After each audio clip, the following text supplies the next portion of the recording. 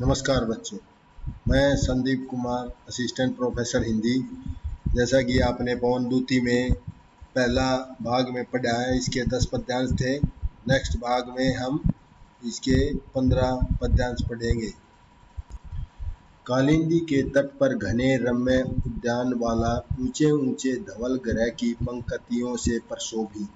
कालिंदी माने नदी, यमुना नदी।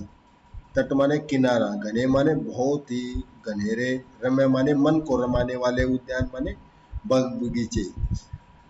कालिंदी यमुना नदी के तट पर घने ही बाग बगीचे हैं जो मन को रमाने वाले हैं।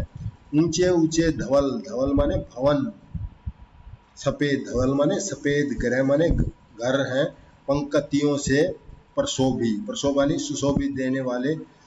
मथुरा नगर के जो भवन हैं वे पंक्तियों में बहुत ही ऊंचे ऊंचे सफेद पंक्तियों में सुशोभित प्रतीत होते हैं। जो न्यारा है नगर मथुरा, प्राण प्यारा वही है, मेरा सूना सदन तज के तू वहां शीघ्र ही जा। जो मथुरा नगर है वह पूरे देश में सबसे न्यारा है, वह सबसे सुंदर प्रतीत हो रहा है। और प्राण प्यारा, राधिका कह रही है जो मेरा प्राण प्यारा श्री कृष्ण है वो वहीं पर रुके हुए हैं, वहीं पर रह रहे हैं। पवन को दूती बना करके संदेश दे रही है कि मेरा सूना सदन, मेरा खाली घर को त्याग करके, तज माने त्यागना, तो शीघ्र ही मथुरा पहुंच जा।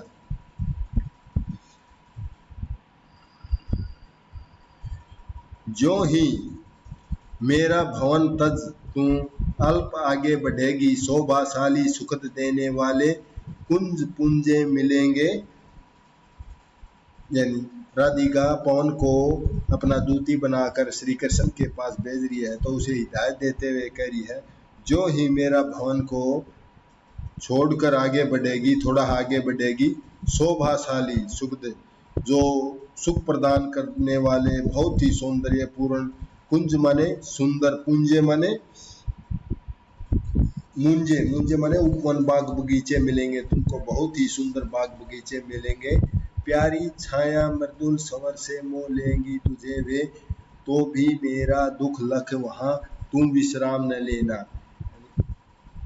उनकी जो बाग बगीचे हैं उनकी बहुत ही प्यारी छाया है, उनके मृदुल स्वर से तुझको हे पवन तेरे को मोह लेंगी, तू उनकी बातों में मत उलझना, तो भी मेरा दुख, राधिका कह रही है, मेरा दुख याद करके, मेरा विरह वेदना लख माने देख कर वहां तुम विश्राम मत करना, वहां से आगे बढ़ना।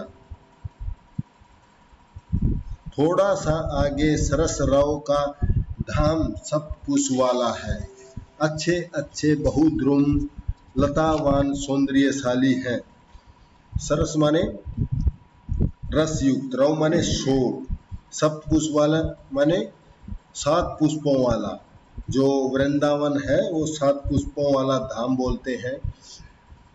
अब राधिका पवन को हिदायत देते हुए कहती है कि थोड़ा और आगे बढ़ेगी तो रस से युक्त, शोर मचाने वाला, सप्त पुष्पों वाला धाम माने धाम, ग्रह मिलेगा वहां, जो वृंदावन नाम से प्रसिद्ध है। अच्छे अच्छे बहुद्रुम, बहुद्रुम माने यानी वहां बहुत ही सुंदर पेड़ मिलेंगे। लतावान, लतावान जहाँ सौंदर्यशाली, उनके ऊपर लताएं सुशोभित हो रही होंगी। प्यारा वृंदा विपिन, मन को मुग्धकारी मिलेगा, आना जाना इस विपिन में मुंह माना न होगा। प्यारे इस वृंदावन के जो विपिन है, विपिन माने जंगल, जंगल में मन को मोहने वाला होगा, मुग्ध यानी कि मोहित करने वाला होगा तेरे को, और तूने इस जंगल से आना जाना पड़ेगा। ये मेरा संदेश श्री कृष्ण के पास ले जाना और वहां से आना। ये वहां मुंह माना माने संकोच भी करना, यानी मोह, तेरे को मोहित करेगा, फिर भी तुम वहां रुकने के लिए संकोच मत करना, तुम शीघ्र ही जाना, शीघ्र ही आना। आते जाते अगर पथ में कलांत कोई दिखावे, जो कोई निकट उसकी क्लांतियों को मिटाना। अब राधिका पवन को दूती बनाकर हिदायत देते हुए कहती है कि जाते जाते अगर पंथ में कोई क्लांत माने दुख पीड़ा से पीड़ित कोई व्यक्ति दिखाई दे तो उसके जाके निकट, क्लांतियां माने उसके कष्ट पीड़ा को मिटाना, धीरे धीरे परस, परस माने स्पर्श करके, गात माने शरीर, उताप माने उसकी पीड़ा को खोना, उताप माने उसके दुख कष्ट को मिटाना, धीरे से उसके शरीर को स्पर्श करके उसकी दुख पीड़ा को मिटाना। सदगंधो माने जो फूलों की खुशबू से लेकर के, शर्मित माने परिश्रम करने वाले जन को हर्षितों सा बनाना, जो अपने द्वारा लिए गए हैं उनको शर्मित माने परिश्रम करने वाले को उनकी पीड़ा को मिटा देना और उनको हर्षित सा बनाना, बहुत खुश बनाना। संलग्ना हो सुगध जल के श्रांतिकारी कणों से, लेके नाना कुसुम कुल की गंध अमोदकारी। संलग्ना माने संलग्न होना, शामिल होना। सुगध माने जो जल होता है वो हमारे को सुख शांति प्रदान करता है। के श्रांतिकारी, जो थकावट को दूर करने वाले कणों को अपने साथ लेना। अब पवन को हिदायत देते हुए कहती है कि जो सुख प्रदान करने वाले जल के कणों को अपने साथ लेना, लेके नाना कुसुम, और जो कुसुम माने फूल, कुल माने उनका समूह, जो फूलों के समूह है उनकी गंध लेकर, अमोदकारी माने प्रसन्नता देने वाली गंध, जो सुगंध होती है, जो फूलों की सुगंध हमारे को सुख प्रदान करते हैं, अमोदकारी बना देती है, उसको लेके जाना। निर्दली हो जाना, गमन करना। निर्दली माने यानी हवा में धूल होती है तो उसको निर्धुली माने पवन में, पानी में स्नान करने के बाद हवा कैसी हो जाती है, निर्धुली हो जाती है। उदता भी न होना, उदता माने तीव्रता, तीव्रता भी न होना। आते जाते श्रमिक जिससे पंथ में शांति पाए, जो मार्ग में, मथुरा के मार्ग में आते जाते जो पथिक है, यात्री है, वे तेरी वायु से शांति पाए। लज्जाशीला युवती पथ में जो कहीं दृष्टि आवे, होने देना विकृत वसना तो न तू सुंदरी को। थोड़ी जो थोड़ी भी शर्मित वह हो गोद ले, श्रांति खोना होठों की ओ कमल मुख की मलानताएं मिटाना। लज्जाशीलता माने जो लज्जाशील युवती माने कोई लड़की है पथ में दिखाई दे तो जो कहीं दृष्टि आवे, पवन को कह रही है जो भी कोई लज्जाशील युवती पथ में मिले तो होने न देना। विकृत माने उसके अस्त व्यस्त करना, विकृत माने वसना माने वस्त्र, उसके वस्त्रों को, यानी पवन जब चलती है तो हमारे वस्त्रों को उड़ा देती है, उसी प्रकार लज्जाशील युवती के विकृत माने उसके वस्त्रों को मत उड़ाना। तो भी न सुंदरी को, तो न ही तू उस सुंदरी को परेशान मत करना। जो थोड़ी ही शर्मित, शर्मित माने परिश्रम से थकी हुई हो तो गोद ले श्रांति खोना, यानी उसको गोद में लेकर के श्रांति खोना माने उसकी थकान को मिटाना, उसकी गोद में लेकर हवा उसकी जो कष्ट पीड़ा उसको मिटाना। होठों की ओर कमल मुख, कमल रूपी मुख, यहाँ रूपक अलंकार है। होठों की ओर कमल रूपी मुख की मलानताएं माने जो कष्ट है, उदासी है, पीड़ा है, उसको मिटा के आगे बढ़ना। जो पुष्पों के मधुर रस को साथ सानंद बैठे, पीते हुए भमरी सौम्यता तो दिखाना।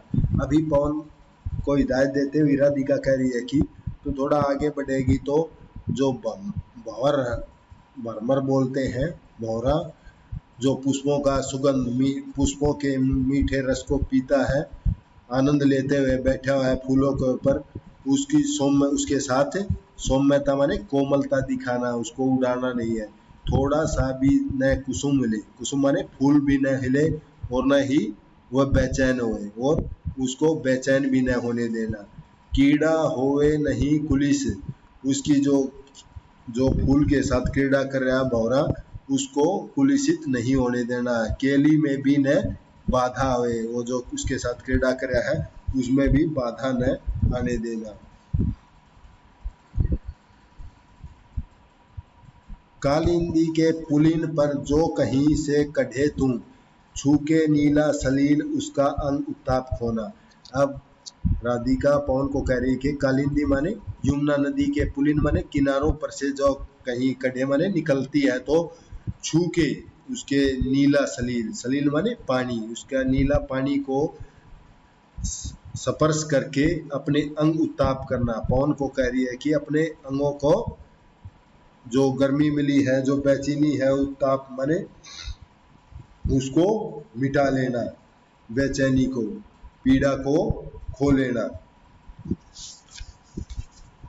जी चाहे तो कुछ समय लो खेलना पंकजों से, पंकज माने कमलों से, यमुना नदी में बहुत से कमल हैं, तो पवन को कह रही है कि कुछ समय पवनों के साथ खेलना, थोड़ी छोटी छोटी लहर उठाना, यानी पानी में छोटी छोटी लहरों को उठाना, क्रीड़ितों को नचाना। जो हंस खेलते हैं, क्रीड़ित कौन होते हैं, वहाँ हंस खेलते हैं, उनको पानी में नाचने देना, जिससे उनका दिल लगा रहे वहां पर। प्यारे प्यारे त्रु किसले को कभी जो तुम हिलाना, तो तुम ऐसी मृदुल बनना टूटने न पावे। अब राधिका पवन को कह रही है कि प्यारे प्यारे, प्यारे माने जो, किसले, किसले क्या होता है, तरु माने पेड़, पेड़ की नई कोपलों, जो नए पत्ते बनते हैं, कोपलें होती हैं, उनको इस प्रकार हिलाना, वे इतनी मृदुल, इतनी कोमलता से उनको बन जाना। पवन को कह रही है इतनी कोमल बन जाना कि वे पत्ते टूट न पावे, टूटने न पावे, शाखा पत्रों सहित जब तू केली में लगन हो। अब राधिका पवन को कहती है कि जो पेड़ के शाखाएं और उनके पत्तों को जब हिलाने में लगन लीन हो जाए, तो थोड़ा सा भी न दुख पहुंचे पक्षियों के शवों को, पक्षियों के शव को माने बच्चों को, जो पेड़ों पर घोंसला बनाकर रहते हैं, उनके बच्चों को कष्ट नहीं होना चाहिए, शव को माने बच्चों को, इस प्रकार धीरे धीरे हिलाना। तेरी जैसी मृदु पवन से सर्वदा शांति कामी, जो कोई रोगी पथ में जो कहीं भी पड़ा हो। अब पवन को कह रही है कि रास्ते में कोई रोगी या पथिक पथ में पड़ा हुआ हो, और तेरे जैसी, यानी कैसी है मृदु, मृदु माने कोमल, पवन माने वायु को, सर्वदा शांति कामी, शांति प्रदान करने वाली की इच्छा करता हो, तो तू उसके सकल माने समस्त दुखों को, यानी कि तू मेरे, मेरे माने राधिका कह रही है, मेरे दुखों को भूल के धीरे होके, यानी हल्की होके खोना सारा क्लुष उसका, उस रोगी या पीड़ित का सारा क्लुष माने कष्ट पीड़ा खोना, और शांत सर्वांग होना। सर्वांग का मतलब है सभी अंगों को शांति प्रदान करना, उसके सभी अंगों को शांति प्रदान करना। कोई कलांत कृषक ललना खेत में जो दिखावे, धीरे परस करके कलांती सर्वांग खोना। कोई कलांता माने दुख पीड़ा से पीड़ित से, कृषक ललना माने किसान की लड़की, किसान खेत में जो दिखावे। अब जब पवन आगे बढ़ रही है, तो राधिका कह रही है कि तूने खेत में कोई किसान की बेटी मिलेगी, खेत में काम करती हुई, दुख पीड़ा से कष्ट धीरे से परस माने इसको स्पर्श करके, क्लांति माने दुख पीड़ा, सर्वांग उसको दुख पीड़ा को मिटाना। जाता कोई जलद यदि हो व्योम में, तो उसे ला छाया श्री सुगध करना, शरीर तप्त कंगना के, यानी कोई बादल, आकाश, व्योम माने आकाश में, जलद माने बादल, यदि कोई बादल आकाश में जाता हुआ, तो उसको ला करके उसके ऊपर, उसके खेत में छाया करके उसको सुख पहुंचाना। उसके शरीर पर लगी हुई मिट्टी, भुतंगना है ये, तप्तांगना नहीं है, भुतंगना, जिसके शरीर पर लगी हुई मिट्टी के कारण उसका शरीर जला हुआ है या तप्त हुआ है, उसको शांति प्रदान करना, शांति प्रदान करना। उद्यानों में तू, सुपवनों में, वाटिकाओं में, सरों में फलों